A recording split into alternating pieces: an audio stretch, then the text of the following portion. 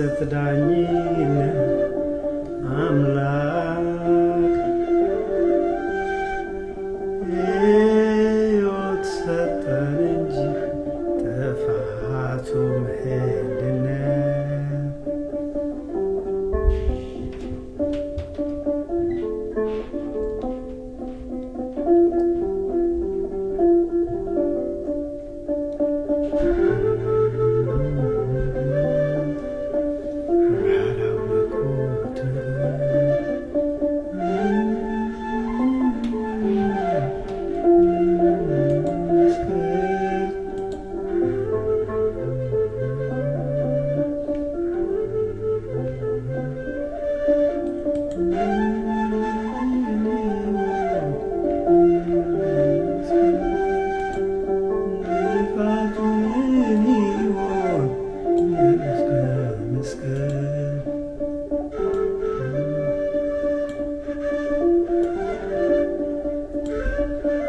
በስመ አብ ወወልድ ወመንፈስ ቅዱስ አሐዱ አምላክ አሜን።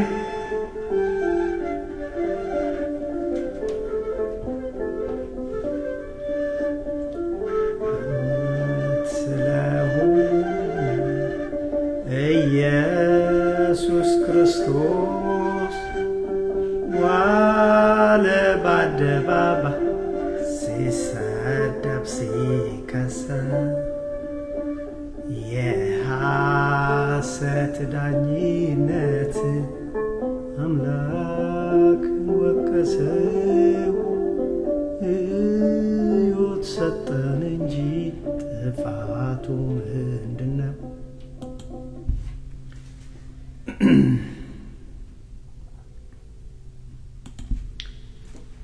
በክርስቶስ ወንድሞቼ እህቶቼ ሆናችሁ እንደምን ከረማችሁ? እንደምን ሰነበታችሁ? ባላችሁበት ሰላም እግዚአብሔር ይድረሳችሁ። እንደምን ከረማችሁ?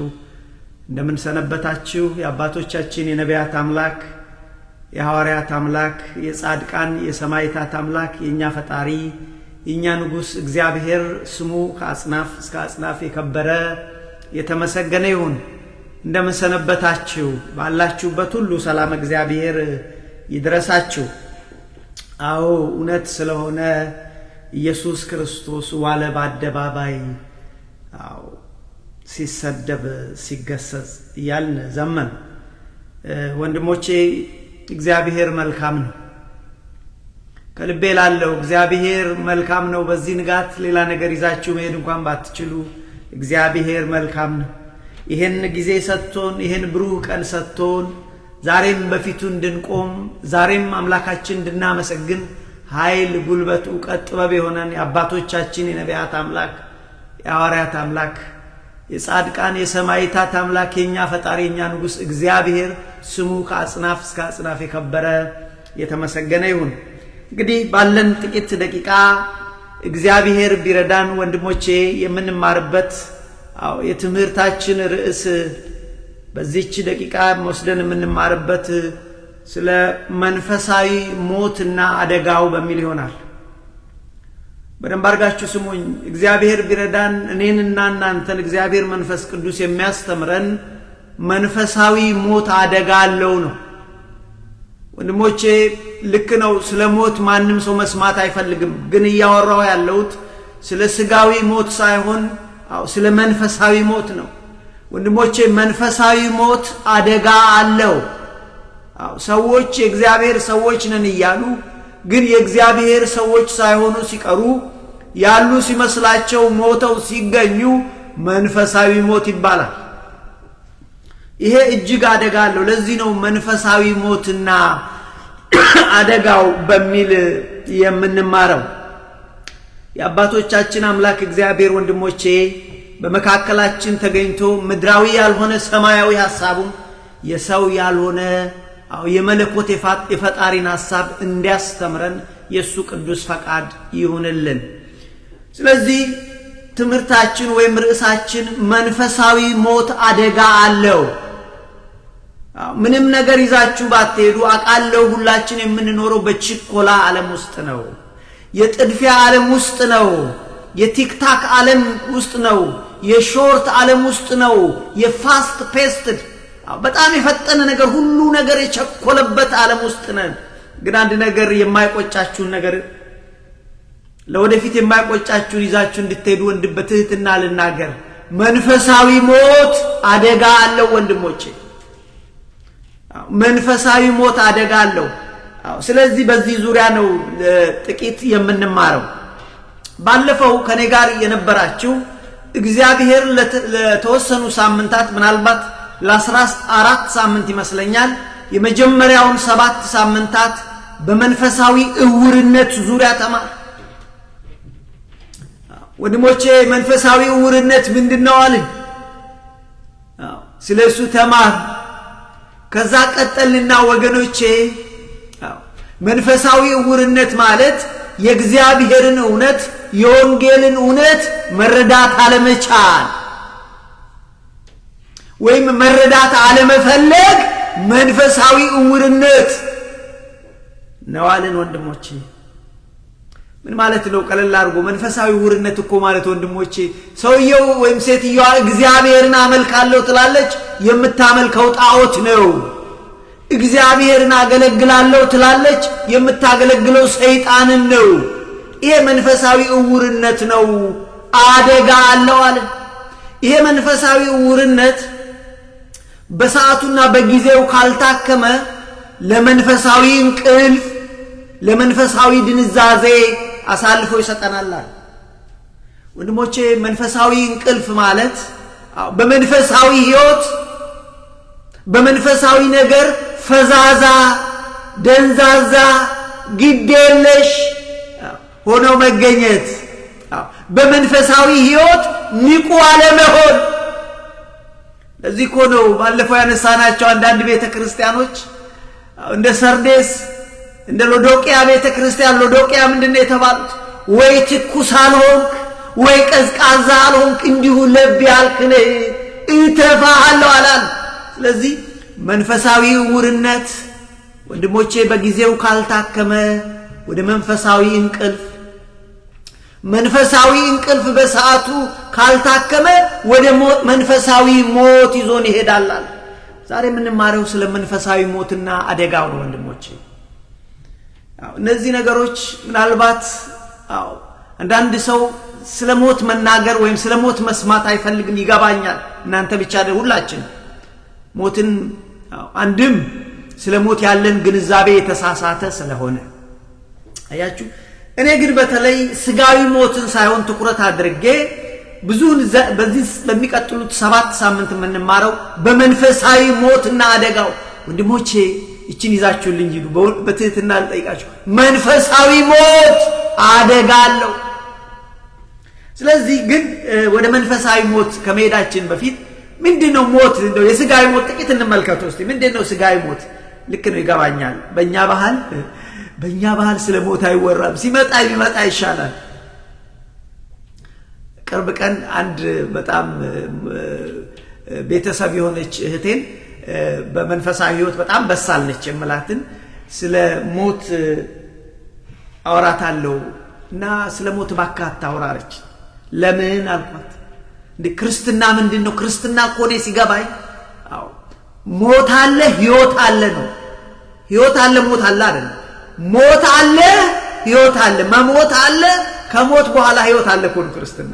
ለዚህ ነው በተሰሎንቄ ምዕራፍ 4 ላይ ስለ ሞት ሲናገር ስለ ሞቱ ቤተሰቦቻችሁ ሐሳብ አይግባችሁ፣ ኢየሱስ ክርስቶስ እንደ ሞተና እንደ ተነሳ ካመንን በክርስቶስ አምነው የሚሞቱ ይሞታሉ ይነሳሉ የሚለው እኮ ለዚህ ነው ወንድሞቼ። ስለዚህ ሞት እንደዚህ ነው ብዬ ስላት አይደለም ግድ የለም ወንድሜ እስጢፋኖስ ስለ ሞት አታውራ አለች። ይገባኛል በተወሰነ ደረጃ። የወለድኳቸው ልጆች ቦታቸው ሳላስይዛቸው እኔም ሳልዘጋጅ ይመስለኛል። በዝግጅት እንኳን በመንፈሳዊ ሕይወት የምትታማ ሰው አይደለችም። ግን ቢያንስ ልጆችን አንዳንድ ቦታ ሳላደርስ መሞት አልፈልግም ነው። ግን በእኛ ባህል ትልቁ ነገር ኢቭን ስጋዊ ሞት ማውራት ስላይክ ታቡ። ስለዚህ ሞት ምንድነው ብለን ብንል ወገኖቼ ሞት የማይቀር ዕዳ ነው። ወንድሞቼ ሞት የማይቀር ዕዳ ታውቃላችሁ፣ የማይቀር በቃ የማይቀር ነው። ለምን አንዴ ሞተናል። መንፈሳዊ ሞት በኋላ መጣበታለሁ። በአዳም ምክንያት ሞት ገብቷል፣ ልናስቀረው አንችልም። በአዳም በኩል ሞት ገባ። ደስ የሚላችሁ ግን በሁለተኛው አዳም በክርስቶስ ሕይወት ተገኘ። እንዴት ደስ ይላል! ለዚህ ነው ስለ ሞት መረዳት ያለብን። አያችሁ፣ ሞት የማይቀር ዕዳ ነው። አያችሁ፣ ለዚህ ነው እንግዲህ ግን እግዚአብሔርን እናውቃለን የምንል ሰዎች እንኳን ሞትን እንፈራለን። ይገባኛል፣ በተወሰነ ደረጃ ብንፈራ ትክክል ነው አይደለም። ሞት ሩቅ አገር እኮ እዚች ካሊፎርኒያ ሂድ ቢባል ከቤተሰቦች የተለይቼ ለጊዜው ትንሽ ጭንቅ ጥብብ የሚል ነገር አለው። ማናቅበት ሀገር ነው የምንሄደው። በነገራችን ላይ ግን የሚገርማችሁ በእውነት ሞተው ክሊኒካሊ ዴድ ሆነው የተነሱ ሰዎች እንደገና እግዚአብሔር እድሜ የሰጣቸው ግን አንዴ ሞትን ቀምሰዋት አንዴ ክርስቶስን አይተውት። እኔ በህይወቴ ብዙ በዚህ ጉዳይ ላይ ጊዜ ወስጄ ለማየት ሞክሬያለሁ። ብዙዎቹ መመለስ አንፈልግም ነው የሚሉት። ስላልገባን ነው የሞት ነገር። እግረ መንገዳችሁን አንድ ነገር ላስታውሳችሁ። በእንግሊዝኛ ሞቶ ሲኦልንና ገነትን መንግስተ እግዚአብሔርን ያየ ሰው የሚል በዚህ በፌስቡክ ላይ ግቡና እዩት። ወደታች ስክሮል አድርጋችሁ አላቅም ከ10 ሳምንት በፊት አስቀምጫለሁ። ይሄ ሰው የሚለው ሞቶ ነበር። ከሞተ በኋላ ሲኦልን አየ። ከሞተ በኋላ ደግሞ መንግስተ እግዚአብሔርንም አየ ወይም ገነትን አየ። ከዛም በኋላ መመለስ አልፈለኩም፣ እባክህ ክርስቶስ መመለስ አልፈልግም አልኩት ነው የሚለው። ሞት እንደዚህ ነው ወንድሞቼ። እኛ ግን ባህል ሆኖብን ሞትን ከሚገባው በላይ እንፈራለን። የሚገርማችሁ ለእግዚአብሔር ሰዎች ግን እግዚአብሔርን ላወቁ ሰዎች የእግዚአብሔር ሐሳብ ለተረዱ ሰዎች ሞት ወገኖቼ የሚናፈቅ ነገር እንጂ የሚፈራ ነገር አይደለም። ከልቤ ላለው ለእግዚአብሔር ሰዎች የእግዚአብሔር ሐሳብ ለተረዱ እግዚአብሔር ለኛ ያለውን ሐሳብ ያወቁ ሰዎች ወገኖቼ ሞት የሚያስፈራ ሳይሆን የሚናፈቅ ነው። ለዚህ ነው ቅዱስ ጳውሎስ በፊልጵስዩስ ምዕራፍ 1 ቁጥር 20 ጀምራችሁ አንብቡት። እኔ በሁለት ሐሳብ ግራ ይገባኛል። በአንድ በኩል ክርስቶስን ወደ ክርስቶስ መሄድ ይፈልጋለሁ በሞት እኔ እናፍቃለሁ፣ ሞትን እናፍቃለሁ ይላል። በአንድ በኩል ክርስቶስ ጋር መሄድ ይፈልጋለሁ፣ በሌላ በኩል ደግሞ እዚህ ቆይቼ እናንተ ተማሪዎቼን ማጽናት ይፈልጋለሁ፣ ለእግዚአብሔር መንግስት መኮትኮት ይፈልጋለሁ። በእነዚህ ሁለት ሐሳብ ግራ ይገባኛል ካለ በኋላ ግን ሞት ማትረፊያ ነው አለ። ሞት የሚያስፈራ ነገር አይደለም ማለት ሞት አያስፈራም። ሞት እኮ ማትረፊያ ነው። ቃሉ የሚገኘው እኔ አላነበውም፣ እናንተ አንብቡት። ፊልጵስዩስ ምዕራፍ 1 ከቁጥር 20 እስከ 24 ብታነቡ ሞት እኮ ማትረፊያ ነው አለ።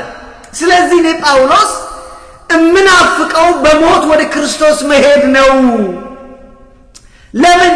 ክርስቶስ ጋር የሚሄድበት there is no other way፣ መንገድ ሌላ የለውም። ወንድሞቼ ሞት ምንድነው ብለን ብንል ቅዱስ ጳውሎስ ሞት ማትረፊያ ነው ይላል። እንደውም ይሄኛው ፊልጵስዩስ ላይ ነው። ሁለተኛ ቆሮንቶስ ምዕራፍ 5 ላይ ደግሞ በዚህ ምድር ላይ እኮ በቆየን ቁጥር ከምንወደው ከአባታችን ከክርስቶስ እየራቅን እየቆየን ነው የምንመጣው። ሞት እኮ የሚናፈቅ ነገር ነው ይላል። እኔ ትምህርቴ ስለ ሞት አይደለም፣ ስለ መንፈሳዊ ሞት ነው። በኋላ መጣበታለሁ። ግን እግረ መንገዴን ወደ መንፈሳዊ ሞት ከመግባቴ በፊት ራሱ ስጋው ሞት እንኳን ምን እንደሆነ ለማሳየት ነው። ስለዚህ ቅዱስ ጳውሎስ ማለት ኑሮ ካሉት መኖር ማለት በክርስቶስ ነው፣ ሞትም ማትረፊያ ነው። ለእናንተ ስል ግን ብቆይ ይመርጣለሁ ይላል እና ሞት ማትረፊያ ነው ይላል። በነገራችን ላይ ሞት ማለት የህይወት መጨረሻ አይደለም። do not fool yourself። የህይወት መጨረሻ አይደለም ሞት። እንደውም ሞት የህይወት መጀመሪያ ነው።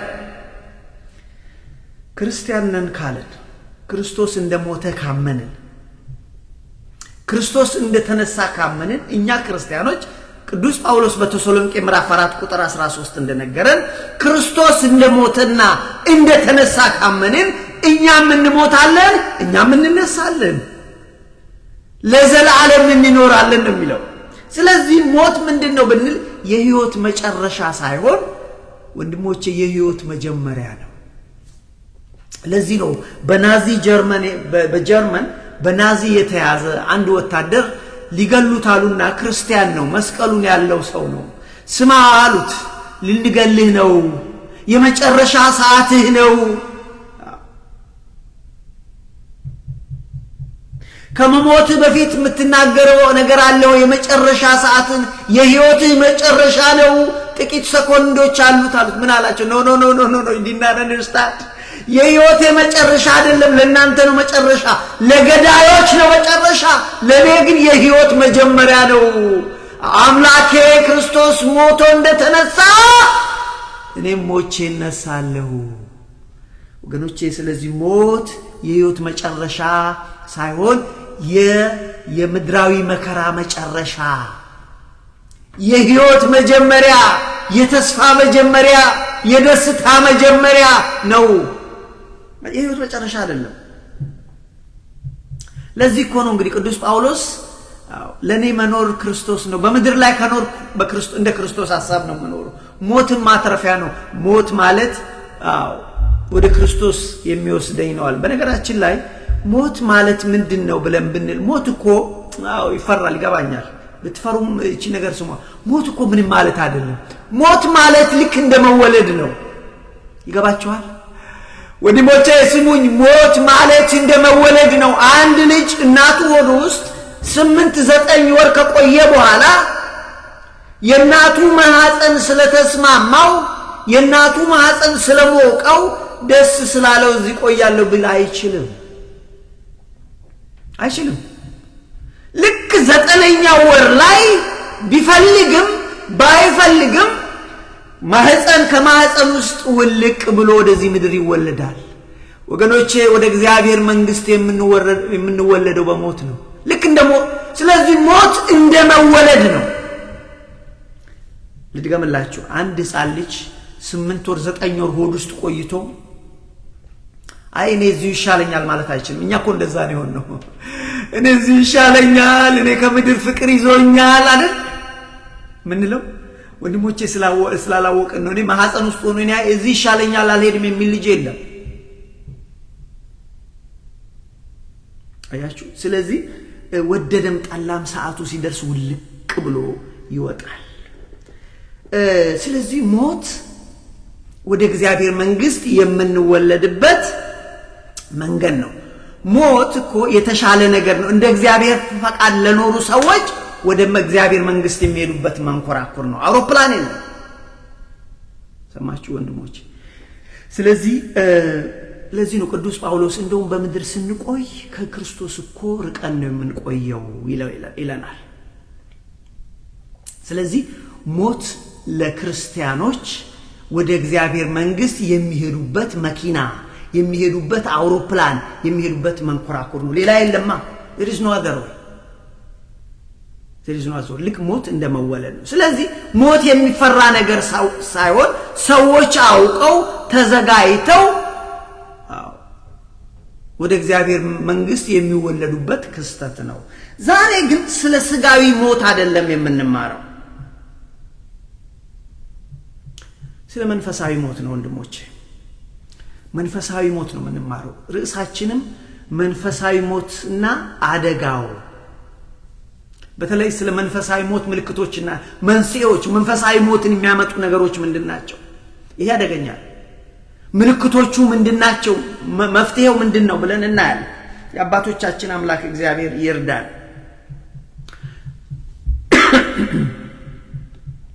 ስለዚህ መንፈሳዊ ሞት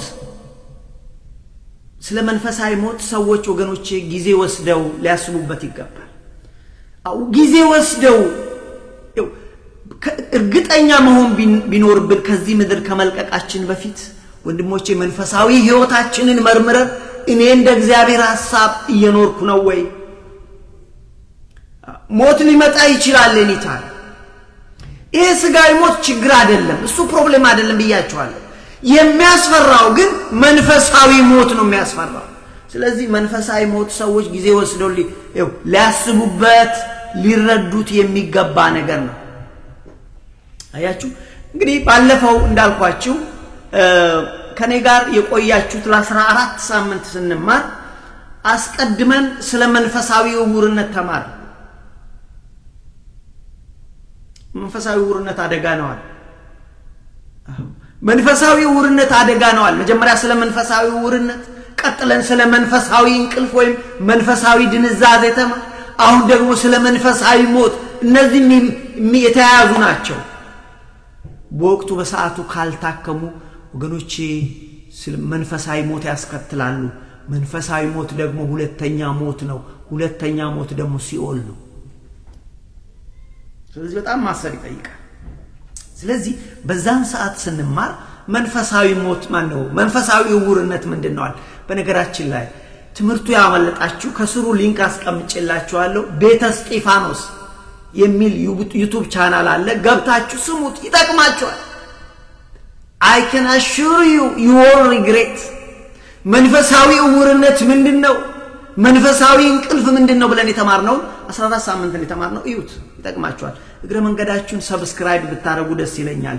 ላይቭ ዩቲዩብ ላይ ማስተላለፍ ይረዳኛል። እኔ ብዙ ጊዜ ስላልጠየቅኩ ብዙም ሰው የለኝም እዛ ዩቲዩብ ላይ ላይቭ ማስተላለፍ አልችልም። ስለዚህ ሰብስክራይብ አድርጉ ወንድሞቼ፣ ይጠቅማችኋል። ለኔ ብላችኋል፣ ይጠቅማችኋል።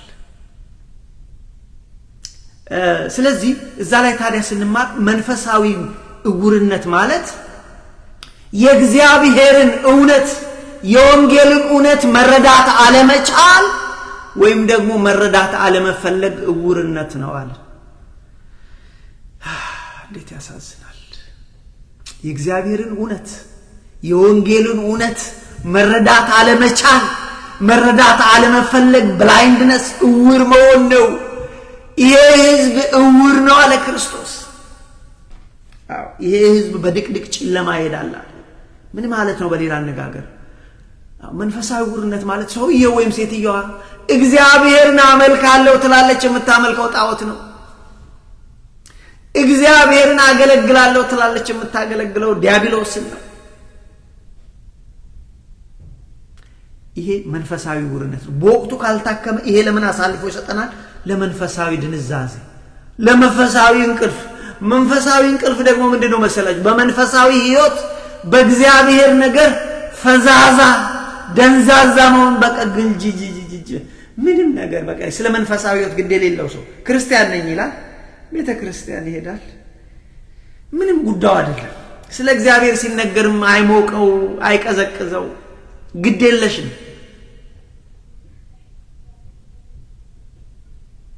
አያችሁ በቃ አይሞቀውም። ይሄ መንፈሳዊ እንቅልፍ ድንዛዜ ላይ ነው።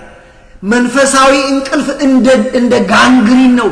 መንፈሳዊ ድንዛዜ እንደ ጋንግሪን ነው አለ። ጋንግሪን ከእግር ይዝና ጋንግሪን በሽታ እያደነዘዘ ወደ ላይ ወደ ሰውነት መጥቶ ሰውየውን ይገላዋል አትደንድ። ስለዚህ ወገኖቼ አደጋ አለው።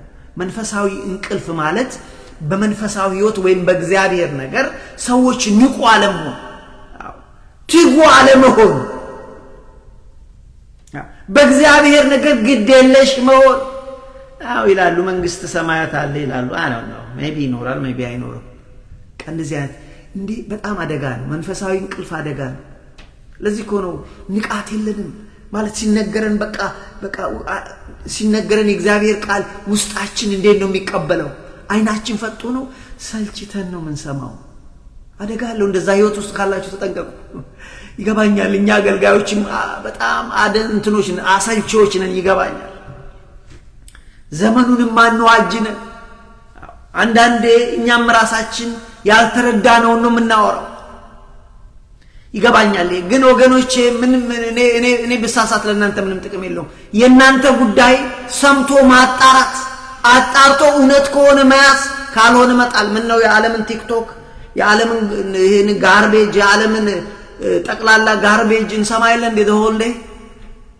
የኔ ልጅ ትንሽ ልጅ ነው፣ የ7 ዓመት ልጅና በቀደም ብዙ ነገራቸውን የሚያዩት this is garbage ይላሉ። በቃ ቆሻሻ ነው። ይሄ ደግሞ መጣና ወይ የሚያዩት ነው ይሄ ጋርቤጅ ነው እላለሁ እና እንዲህ እያልኩ የሆነ ነገር ይሄ ጋርቤጅ ሲሉ አባቢ አንተ ሁሉ ነገር ጋርቤጅ ነው ትላለህ። አዎ ጋርቤጅ ነው ሞላው ዓለሙ። ወንድሜ ስማኝ፣ ቲክቶክ ፉል ኦፍ ጋርቤጅ አለው። ምናልባት 10 ነገር አንዷ ትሆናለች የምትጠቅመው። እኔ መልካም ነገር የለውም እያልኩ አይደለም። ስለዚህ ጥቅም ነገር ይኖረዋል፣ ግን ጥቅሙና ጉዳቱ ሳመዛዝነው ከ10 ነገር አንዷ ትሆናለች። ራሳችሁ መርምሩ፣ ራሳችሁን ጠይቁ። ደቂቃ ውሰዱ፣ ደቂቃ ያዙና እስቲ ለ15 ደቂቃ እዩ። ለ15 ደቂቃ የያዛችሁትን አጥፉትና ኦኬ what did I learn ምንድነው የተማርኩት ምንድነው ከዚህ ውስጥ ያገኘሁት ብላችሁ ራሳችሁን ጠይቁ። ጋርቤጅ መሆን አለመሆኑን ያኔ ታረጋግጣላችሁ። በተቃራኒው ለምሳሌ ዩቲዩብ ግቡና አንድ እግዚአብሔር ቃል 15 ደቂቃ ስሙ።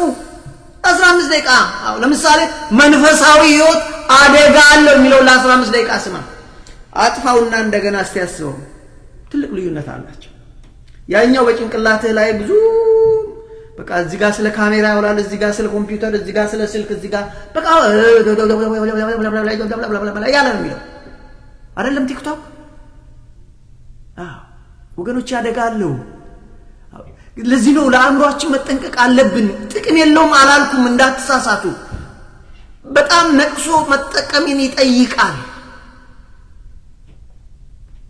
ስለዚህ ወገኖቼ መንፈሳዊ ድንዛዜ እንደዛ ነው ብለን ስለ መንፈሳዊ እንቅልፋን ምን አለን? መንፈሳዊ እውርነት በጊዜ ካልታከመ ለመንፈሳዊ እንቅልፍ አሳልፎ ይሰጠናል። መንፈሳዊ እንቅልፍ ደግሞ በጊዜ ካልታከመ ወደ ምን ይዞን ይሄዳል? መንፈሳዊ እንቅልፍ ደግሞ በጊዜ ወንድሞቼ ካልታከመ ለመንፈሳዊ ሞት ይዞን ይሄዳል ብለን አለ። ዛሬ እየተማርን ያለነው ስለ መንፈሳዊ ሞት ነው። ኦኬ ስለ መንፈሳዊ ሞት ነው። እንግዲህ ስለ ሞት ቅድም ተነጋግረናል። ስጋዊ ሞት አለ፣ መንፈሳዊ ሞት አለ። ስጋዊ ሞት ምንም ማለት አይደለም። ወደንም ጠላንም እዳ ነው። we have to pay it መከፈል አለበት። ሰው በነገራችን ላይ መንፈሳዊ ሞት በአዳም ምክንያት ምድር ላይ ገባ። አዳም ለሰራው ስህተት ምድር ላይ እስከዛሬ የስጋ ሞት መጣ። እዳ ነው፣ ይከፈላል። ለዚህ ነው ሞት እዳ ነው ማለት ማይቀር ነው። የስጋዊ ማይቀር ነው። መጠንቀቅ ያለብን ስለ መንፈሳዊ ሞት ነው።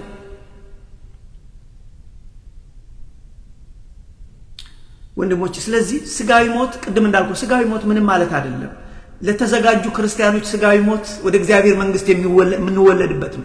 ስጋዊ ሞት ወደዛኛው ህይወት የምናልፍበት ታናል ነው። ስጋዊ ሞት ከምድራዊ መከራ ወደ ፍስሐ ወደ ደስታ የምንገባበት በር ነው። ከባዱ አስፈሪው መንፈሳዊ ሞት ነው። መንፈሳዊ ሞት ሁለተኛ ሞት ነው። ሁለተኛ ሞት ሲኦል ነው። እሱ ያስፈራል ወንድሜ። ማሰብ እንኳን ስለሱ ያስፈራል። ግን ጨክኖ ዛሬ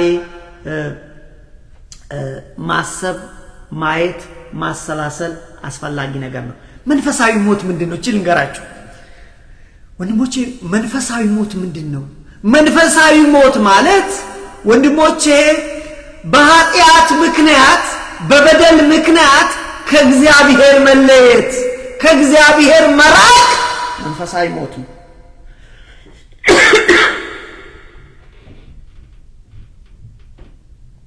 ልድገምላችሁ። መንፈሳዊ ሞት ምንድነው? መንፈሳዊ ሞት ማለት በኃጢአት ምክንያት በበደል ምክንያት ከእግዚአብሔር መለየት፣ ከእግዚአብሔር መራቅ፣ ከፈጣሪ መራቅ መንፈሳዊ ሞት ነው።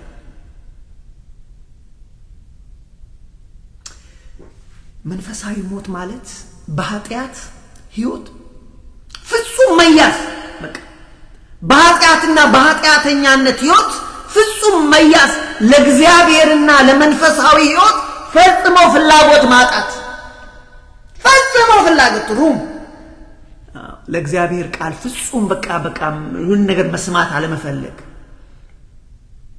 ይሄ መንፈሳዊ ሞት ነው። አንዱ እንደዚህ አይነት ሰዎች በኃጢአት ምክንያት በበደል ምክንያት ከእግዚአብሔር መራቅ፣ ኮምፕሊትሊ መራቅ፣ ከእግዚአብሔር መለየት መንፈሳዊ ሞት። ይሄ አደጋ ነው። በኃጢአት ህይወት ውስጥ በፍጹም መያዝ ማለት ለእግዚአብሔርና ለመንፈሳዊ ህይወት ፍላጎት ማጣት ትኩረትን በስጋና በዚች ዓለም ላይ ብቻ ማድረግ ትኩረትን በስጋዊ ህይወት ትኩረትን በዚች ዓለም ላይ ማድረግ መንፈሳዊ ሞት ነው ከእግዚአብሔር ጋር ያለንን ግንኙነት ከእግዚአብሔር ጋር ያለንን ሪሌሽንሺፕ ማቋረጥ ከእግዚአብሔር እግዚአብሔር አለ እንደ አንዳንድ ሰዎች እንደዚህ የሚሉ ሰዎች አሉ የሆነ ነገር ተፈጠረ ህፃናት ሞቱ ሰዎች ህፃናትን ገደሉ እግዚአብሔር አለ እግዚአብሔር ካለ አለ ወገኖቼ አንዳንዴ I wish you understand አንዳንድ ጊዜ በጣም ከባድ ነው ለሰዎች ለማስረዳት ሙሉ በነገራችን ላይ እግዚአብሔር ቃል ፉል ፓኬጁን ሰው ካልተረዳ በጣም ከባድ ነው ምክንያቱም አንዳንድ ሎጂካል የሆኑ ጥያቄዎች ያነሱን ታነሳና መልስ ታጣለ ብዙ ነገሮች አሉ አዳም በደለ ለምሳሌ ሎጂካል የሆነ ጥያቄ ያጠፋው አዳም በደለ እኛ ለምን እንሞታለን እንዴ ጥያቄዎች አሉ ይሄ ሙሉ የእግዚአብሔርን ሐሳብ ካልተረዳው አይገባም ዛሬ ጧት የእግዚአብሔርን ቃል ሲሰማ ወይም ከመጽሐፍ ቅዱስ ላይ ሳነብ በዚህ በሰከንድ ክሮኒክል ወይም በሁለተኛ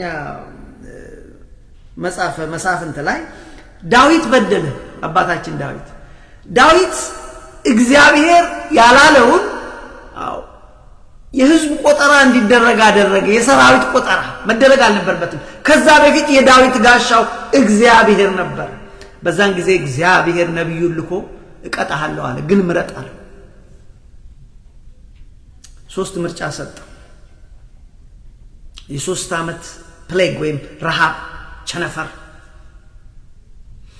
ያለ ብቻ ምርጫ ሰጠ ወይም ደግሞ የ3 ቀን ቅጣት እግዚአብሔር መልአክ ወርዶ ቅጣት እንዲያደርግ ምረጥ አለው ብቻ መረጠ ከሶስቱ ቅጣቶች አይ በሰው እጅ ከመውደቅ በእግዚአብሔር እጅ በወድቅ ይሻለኛል ስለዚህ ለ3 ቀን በእጅ ልቀጣ እግዚአብሔር መልአክ ወርዶ ከሰማይ ወንድሞቼ በእስራኤል ላይ በአንድ ቀን 70,000 ሰው ነው ያለቀው አሁን 70,000 ሰው አሁን ይሄንን ማነሳላችሁ አንዳንድ ጊዜ ሙሉ የእግዚአብሔርን ሐሳብ ካልገባን it is not logical ስለዚህ እግዚአብሔር የሚባል የለም 70,000 ሰው ለምን ያልቃል ያጠፋው ዳዊት ነው ትል ይሆናል ለዚህ ነው የእግዚአብሔርን ሐሳብ ሙሉ ፓኬጁን መረዳት የሚጠይቅ አዳም ነው ያጠፋው ለምን እኛ እንሞታለን እግዚአብሔር ካለ እነዚህ 300 ህፃናት በትምህርት ቤት ውስጥ ሲታረዱ እንዴት ዝም ይላል ስለዚህ ትልቁን ያመጣሁላችሁ ነገ ከእግዚአብሔር ፍጹም ግንኙነትን ማቆም በቃ እግዚአብሔር የለም ማለት ይሄ መንፈሳዊ ሞት ነው ሙሉ ትኩረትን በዚህ ዓለም ላይና ሙሉ ትኩረትን በኃጢአት ህይወት ላይ በስጋ ህይወት ላይ ማድረግ ነገራችን ላይ መንፈሳዊ ሞት አደጋ አለው ወንድሞች በጣም ጥንቃቄ ይጠይቃል በጣም አደጋ አለው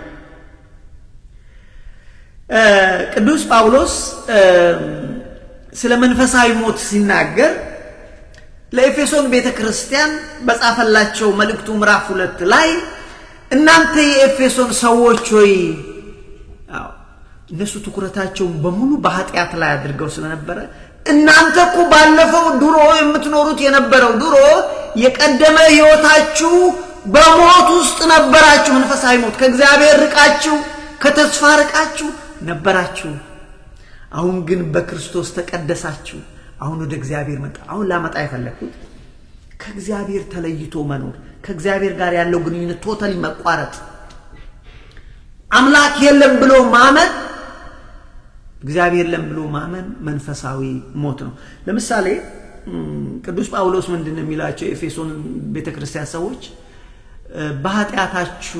በኃጢአታችሁ ሙታን ነበራችሁ ሰዎች እኮ አልሞቱም ኤፌሶን ሰዎች እኮ በህይወት እኮ አሉ በስጋ ሙታን ነበራችሁ ግን የነሱ ችግር ከእግዚአብሔር ተለይተው ነበር እግዚአብሔርን አያውቁም አህዛብ ነበሩ ስለዚህ ይውላችሁ እግዚአብሔር የሌለበት ህይወት የሞት ህይወት ነው መንፈሳዊ ሞት የሚባለው እሱ ነው እና ምንድነው የሚላቸው እናንተ አስቀድሞ በኃጢአታችሁ ምክንያት ሙታን ነበራችሁ በዛን ጊዜ የዚህ ዓለም ገዢ አገልጋዮች ባሮች ነበራችሁ የዚህ ዓለም ገዢ የሰይጣን ባሮች ነበራችሁ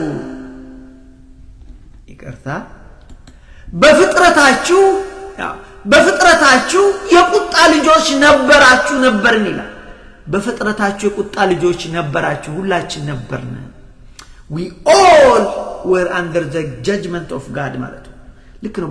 በአዳም ኃጢአት ምክንያት እኮ በብሉይ ኪዳን ሰው ሁሉ ከኃጢአት በታች ነበረ። ለዚህ ነው የክርስቶስ ትንቢት ሲነገር እኮ በጨለማ የሄደ ሕዝብ ብርሃንን አየ፣ በሞት ጥላ ስር ለነበሩት ብርሃን መጣላቸው። በሞት ጥላ ስር ሰው ሁሉ በሞት ጥላ ስር ነበረ። ይሄ መንፈሳዊ ሞት ነው። መንፈሳዊ ሞት በአዳም ምክንያት ገብቶ ነበር። ስለዚህ ሁላችን ወንድሞቼ በአንድ ወቅት በፍጥረታችሁ የቁጣ ልጆች ነበራችሁ። ይሄንን ያነሳውበት ነጥቤ መንፈሳዊ ሞት ማለት ከእግዚአብሔር ጋር ያለው ግንኙነት ሲቋረጥ ነው። ስለዚህ ቅዱስ ጳውሎስ እንደዚህ ይላቸዋል። ነገር ግን ይላል እናንተ በፍጥረታችሁ ሙታን ነበራችሁ፣ እግዚአብሔር ከትልቁ ምሕረቱ የተነሳ ከፍቅሩ የተነሳ በልጁ በኢየሱስ ክርስቶስ ሕይወትን ሰጠን ይላል። ይሄ እውነት ነው ወንድሞቼ፣ ሙታኖች ነበርን እኮ። ስለዚህ ያለ ክርስቶስ ሕይወት ሙት ነው።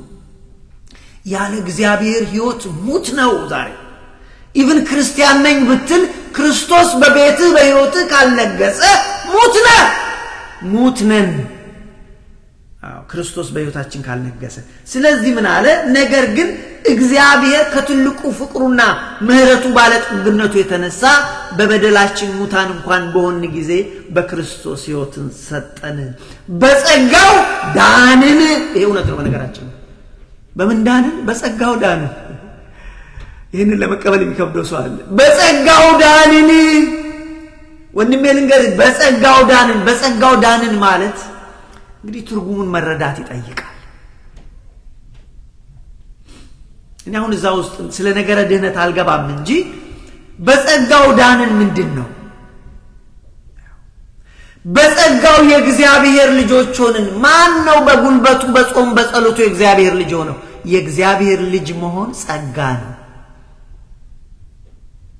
እግዚአብሔር አንድኛ ልጁን ለዓለም ሰጠ ይላል። የኢየሱስ ክርስቶስ ለኛ መሰጠት ጸጋው ነው። ማን ጾሞ ጸልዮ ማን ነው ክርስቶስ እንዲሰጠው ያደረገው? በራሱ ስራ ያመጣ ክርስቶስ እንዲወለድ ለዓለም እንዲሰጥ ያደረገ ይሄ ጸጋው ነው። ስጋዬን ብሉ ደሜን ጠጡ የዘላለም ሕይወት አላችሁ አለ። ማን ነው ቤተ ክርስቲያን ሄዶ ስጋውን ሲበላ ደሙን ሲጠጣ በአቅሙ በጉልበቱ በገንዘቡ ያገኘ? ይሄ ጸጋ ነው። ይህን ጸጋ ከተቀበልን በኋላ አምነን ከተቀበልን በኋላ ጸጋውን አምነን ከተቀበልን በኋላ ወንድሞቼ ፍሬ እናፈራለን። ፍሬ ካፈራን በኋላ እንደ እግዚአብሔር ሕግ በእግዚአብሔር ሥርዓት ሕጉን ከጠበቅን የእግዚአብሔር መንግሥት ወራሾች እንሆናለን። ስለዚህ ምንድነው ያለው ቅዱስ ጳውሎስ? በጸጋው ድናችኋል። አሕዛብ በደንብ አድርገህ ስማኝ ወንድሜ፣ አሕዛብ በራሳቸው ጾም በራሳቸው ጸሎት ክርስቶስ ወደ እነሱ አልመጣም። ከትልቁ ከእግዚአብሔር ፍቅር ነው። ይሄ ደግሞ ጸጋ ነው። በጸጋው ድናችኋል አላቸው። ስለዚህ አሁን እኔ የተነሳሁት ስለ መንፈሳዊ ሞት ስለሆነ መንፈሳዊ ሞት አደጋ አለው። መንፈሳዊ ሞት ማለት ከእግዚአብሔር ርቆ መኖር። መንፈሳዊ ሞት ማለት ወንድሞቼ ከእግዚአብሔር ተለይቶ አሕዛብ ከእግዚአብሔር ርቀው ያለ ተስፋ ነበሩ። ከእግዚአብሔር ተለይተው ያለ ተስፋ ነበሩ። እንዴት ያስፈራል ያለ ተስፋ መኖር ወንድሞቼ! ያለ ተስፋ መኖር ያስፈራል። ስለዚህ ቅዱስ ጳውሎስ ምን አላቸው? ከእግዚአብሔር ርቀው ስለመኖራቸው ሲነግራቸው እናንተ አስቀድሞ በኃጢአታችሁ ምክንያት ሙታን ነበራችሁ። መንፈሳዊ ሞት ነው። ከእግዚአብሔር የተለየ ሰው መንፈሳዊ ሞት ይባላል። መንፈሳዊ ሞት ሰው ካልተጠነቀቀበት ሁለተኛ ሞት ያስከትላል። ያም ሲኦል ነው። ለዚህ ነው ዛሬ የምንማለው ስለ መንፈሳዊ ሞት አደጋ አለው ብለን የምንማለው። እናንተ አስቀድማችሁ በኃጢአታችሁ ምክንያት ሙታን ነበራችሁ፣ የዚህን ዓለም ገዢ ታገለግሉ የእሱ ባሮች ነበራችሁ፣ በፍጥረታችሁ የቁጣ ልጆች ነበራችሁ። የቁጣ ልጆች ነበርን። ነገር ግን ከትልቁ ከፍቅሩ የተነሳ ከምሕረቱ የተነሳ እግዚአብሔር ከትልቁ ፍቅሩና ምህረቱ ባለጠግነቱ የተነሳ በበደላችን በኃጢአታችን እንኳን ሙታን ሆነን ሳለን በክርስቶስ ሕይወትን ሰጠን። በጸጋው ድናችኋል። ጸጋ ማለት ይሄ ነው ወንድሜ። ክርስቶስን እግዚአብሔር የሰጠን በእኛ ጾም ብርታት፣ በእኛ ጸሎት ብርታት፣ በእኛ ስግደት ብዝታት አይደለም። እንዳትሳሳት። እግዚአብሔር ከትልቁ ፍቅሩ የተነሳ አንድ ልጁን ለኛ ሰጠ። ይሄ ጸጋ ነው። እሱም ብቻ አይደለም፣ እኛ ከእግዚአብሔር ተወለድን። በ40 ቀናችን በ80 ቀናችን ተወለድን። ይሄ ጸጋ ነው። ስለዚህ ቅዱስ ጳውሎስ ምን አለ? የኤፌሶን ቤተክርስቲያን ሰዎችን ምን አላቸው? በበደላችሁና በኃጢአታችሁ ሙታን ነበራችሁ። በእነሱም ይላል ምዕራፍ 2 ላይ ነው። በበደላችሁና በኃጢአታችሁ ሙታን ነበራችሁ፣ በእነሱም በዚህ ዓለም እንዳለው ኑሮ በማይታዘዙ ልጆች ላይ አሁን ለሚሰራው መንፈስ አለቃ፣ አሁን በማይታዘዙ ልጆች እንደ እግዚአብሔር ሐሳብ በማይሄዱት ላይ አለቃ ለሆነው መንፈስ በሱ ስልጣን ነበራችሁ፣ በሱ ስር ነበራችሁ። ድሮ በፊት በዚህ ተመላለሳችሁ። በእነዚያም ልጆች መካከል እኛ ሁላችን ደግሞ የሥጋችንና የልቦናችን ፍቃድ እያደረግን፣ እኔም ጳውሎስን ጨምሯል፣ ሁላችን አሁን ራሱን በሥጋችን ምኞት በፊት እንደኖርን ነበር። እንደሌሎች ደግሞ ከፍጥረታችን ሁላችን የቁጣ ልጆች ነበርን።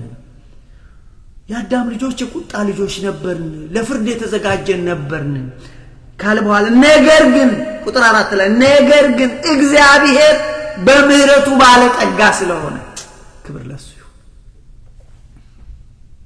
ከፍቅሩ የተነሳ ከምህረቱ የተነሳ ሁላችንም ከቁጣ ስር ነበር። ሁላችን ተፈርዶብን ነበር። ሁላችን ከሞት ጥላ በታች ነበር ክርስቶስ እስኪመጣ። ነገር ግን እግዚአብሔር በምህረቱ ባለጠጋ ስለሆነ ከወደደን ከትልቁ ፍቅሩ የተነሳ፣ ወንድሜ እግዚአብሔርን ፍቅር ባክ ተመልከት። ከወደደን ከትልቁ ፍቅሩ የተነሳ በበደላችን ሙታን እንኳን በሆን ጊዜ ከክርስቶስ ጋር ሕይወትን ሰጠን። በጸጋ ድናችኋል። ክብር ለእግዚአብሔር ይሁን። ያዳነን እግዚአብሔር ምስጋና ለሱ ይሁን። ስለዚህ ወገኖቼ ቅዱስ ጳውሎስ ምንድነው ያላቸው? ከእግዚአብሔር ጋር እናንተ ያለ እግዚአብሔር ነበራችሁ፣ ይሄ መንፈሳዊ ሞት ነው አለ። መንፈሳዊ ሞት ማለት ይህንን ያነሳሁት በኃጢአት ምክንያት ከእግዚአብሔር አንደኛ በፍጹም ከእግዚአብሔር ተለይቶ መኖር፣ ሌላው ከእግዚአብሔር ርቆ በኃጢአትና በኃጢአተኛነት ሕይወት መኖር። በቃ በኃጢአት ብቻ ኢንጆይ ያደረጉ እቺን ዓለም ብቻ ወዶ እግዚአብሔር የለም ብሎ የመንፈሳዊ ሞት ነው። ሌላው የእግዚአብሔር ሰው ነበር፣ ግን ግንኙነቱን ቶታል ማቋረጥ። ከእግዚአብሔር ጋር ያለን ግንኙነት ፈጽሞ ሲቋረጥ ሙሉ ትኩረቱን ወደ ዓለምና ወደ ዓለማዊነት፣ ወደ ዓለምና ወደ ሥጋ ሐሳብ ብቻ ሲሆን ይሄ መንፈሳዊ ሞት ይባላል። ሌላው መንፈሳዊ ሞት ምንድነው እያልን ነው አሁን እየተነጋገርን ያለው። አሁን ሰዓት የሚሄዷል አቆማለሁ። በሚቀጥለው ነገም ቢሆን እንማራለን። መንፈሳዊ ሞት ማለት ያለ እግዚአብሔር መኖር ማለት ነው። ወንድሞቼ በቤታችሁ በሕይወታችሁ እግዚአብሔር ይቀድማል። ትልቁ የመጀመሪያው ወንበር ላይ እግዚአብሔር ይቀመጣል በቤታችሁ። ወንድሞቼ ጸሎት ስታደርጉ ሌላ ነገር ቢያቅታችሁ እግዚአብሔርን ፈልገው አንተን ነው። አባቴ በቤቴ ግባ፣ እግዚአብሔር በሕይወቴ ግባ። የመጀመሪያው ወንበር በቤቴ የኛ ቤት የኛ ሕይወት እባክህ ያንተ ይሁን፣ ያንተና ያንተ ብቻ ይሁን ክርስቶስ ሆይ ብለን ልንጸልይ ይገባል። ቤታችን ውስጥ እግዚአብሔር ከሌለ አደጋ ነው። ስለዚህ መንፈሳዊ ሞት ማለት ያለ እግዚአብሔር መኖር፣ ያለ ተስፋ መኖር ማለት ነው። አሕዛብ የቀደመ ኑሯቸው እንደዚህ ነበር፣ ክርስትናን ሳያውቁ ማለት ነው።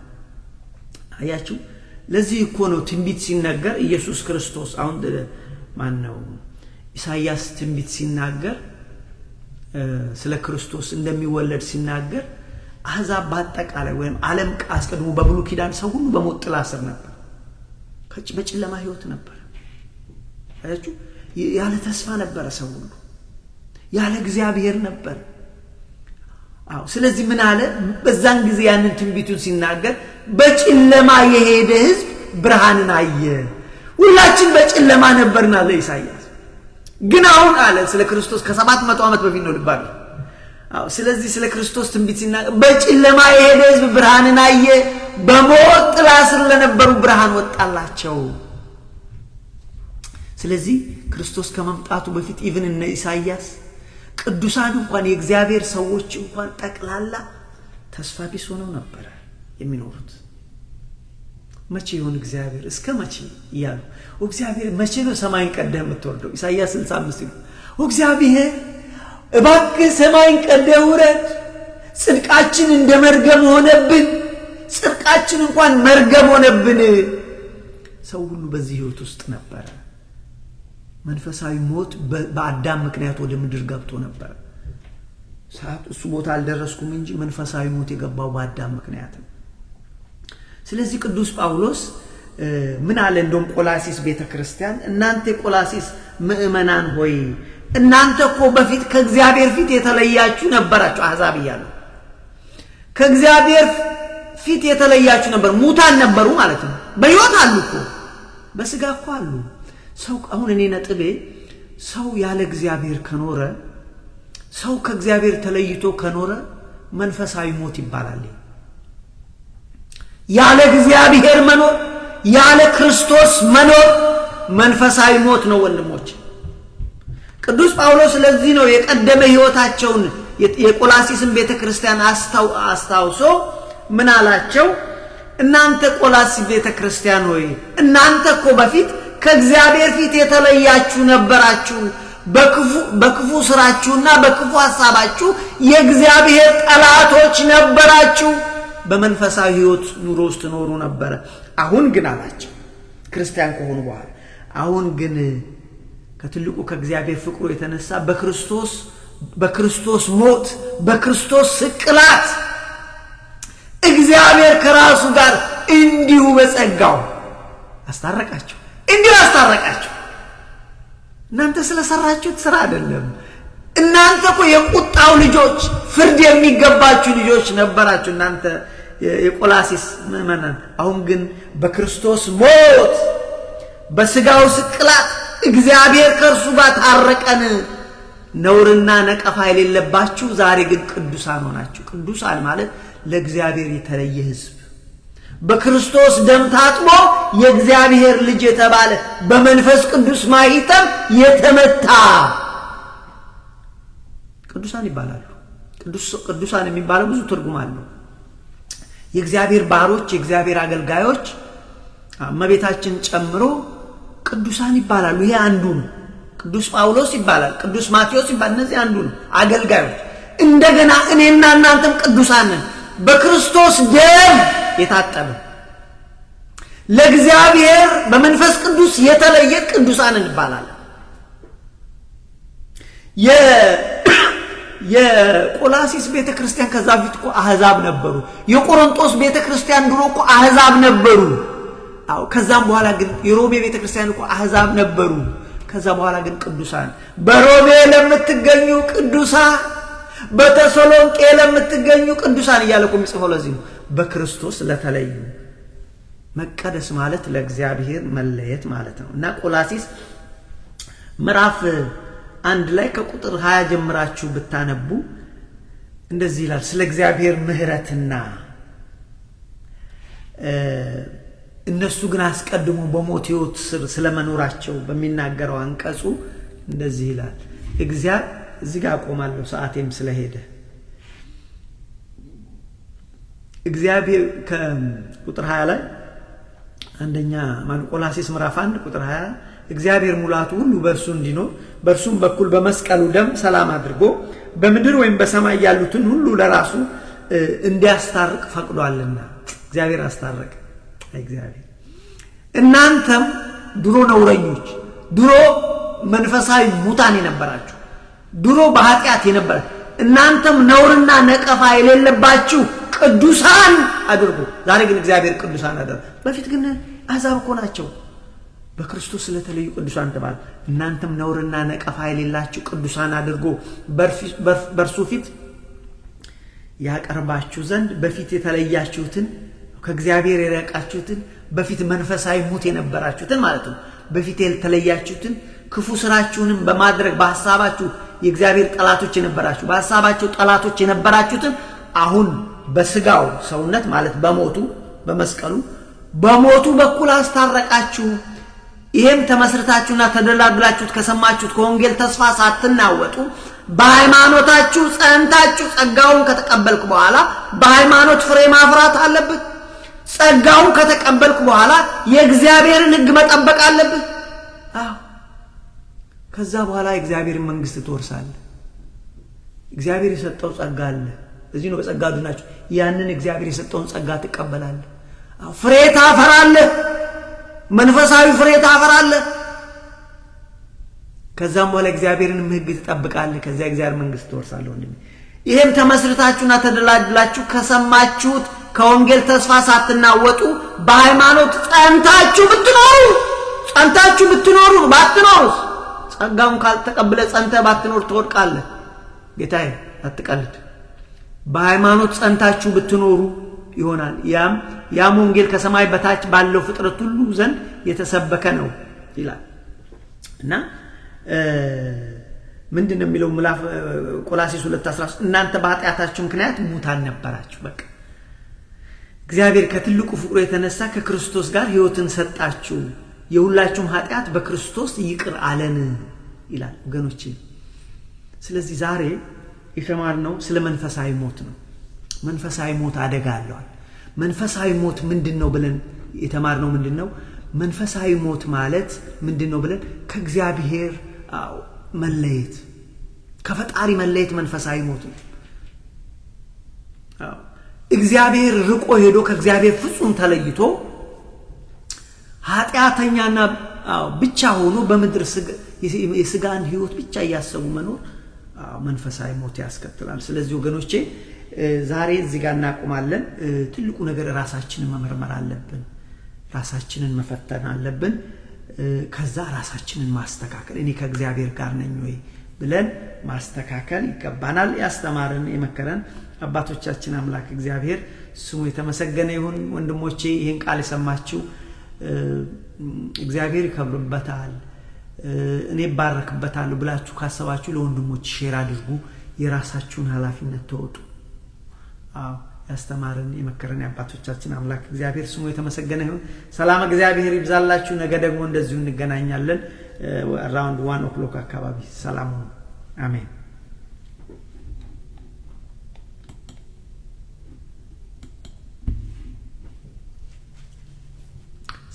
ሰላም እግዚአብሔር ይብዛላችሁ